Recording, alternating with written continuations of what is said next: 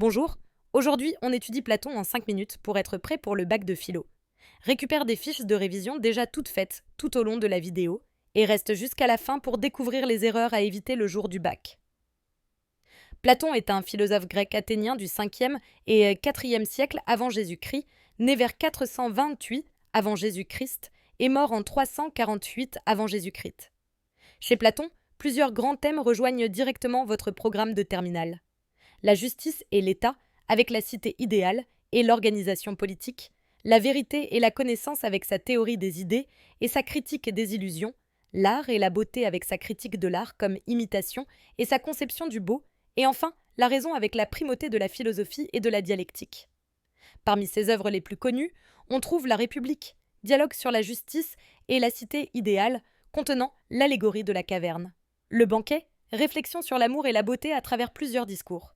Le Phédon, dialogue sur l'âme, l'immortalité et la mort de Socrate. Et enfin, le Ménon, exploration de la connaissance et de l'apprentissage par la réminiscence. La première idée fondamentale de Platon, c'est la théorie des idées et la connaissance vraie.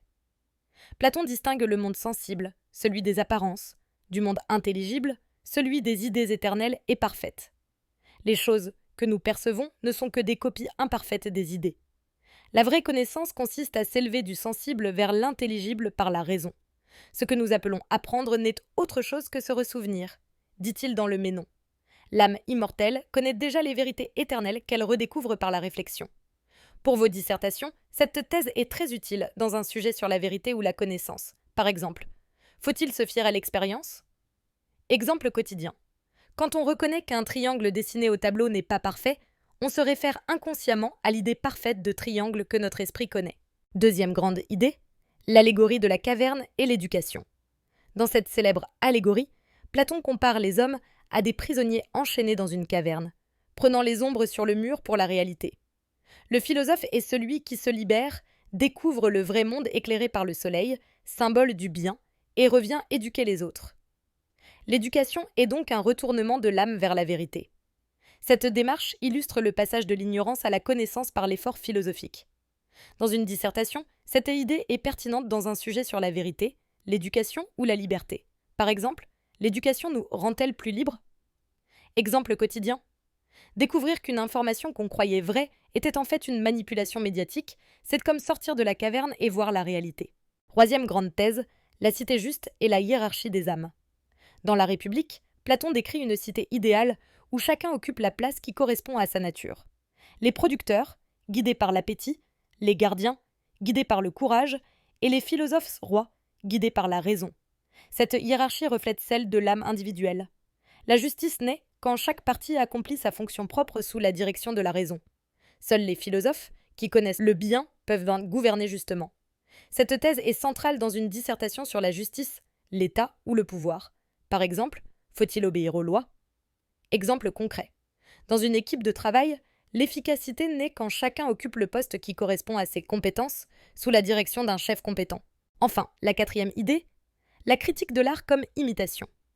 Platon critique l'art, peinture, poésie, car il n'est qu'une imitation d'imitation. L'artiste copie les choses sensibles, qui sont déjà des copies des idées. L'art nous éloigne donc doublement de la vérité et cultive nos passions plutôt que notre raison. Cependant, il reconnaît une beauté authentique dans la contemplation des idées pures, notamment l'idée du beau elle-même, qui élève l'âme vers le divin. Dans vos copies, vous pouvez mobiliser cette thèse dans un sujet sur l'art ou la vérité. Par exemple, l'art nous détourne-t-il de la réalité ? Exemple concret. Préférer regarder un film d'action plutôt que de réfléchir à un problème philosophique, c'est choisir l'illusion et l'émotion plutôt que la vérité et la raison. Pour conclure, plusieurs précisions importantes à retenir. Ne pas faire de Platon un pur idéaliste coupé du réel. Son projet politique vise concrètement à améliorer la cité. Ne pas confondre l'allégorie de la caverne avec un simple récit. C'est un symbole complexe sur la condition humaine et l'éducation. Attention à ne pas caricaturer sa critique de l'art. Platon distingue différentes formes de beauté et reconnaît une beauté authentique. Si tu veux découvrir d'autres grands philosophes au programme du bac, comme Aristote, Kant ou Nietzsche, regarde cette playlist et abonne-toi pour réussir tes dissertations de philo.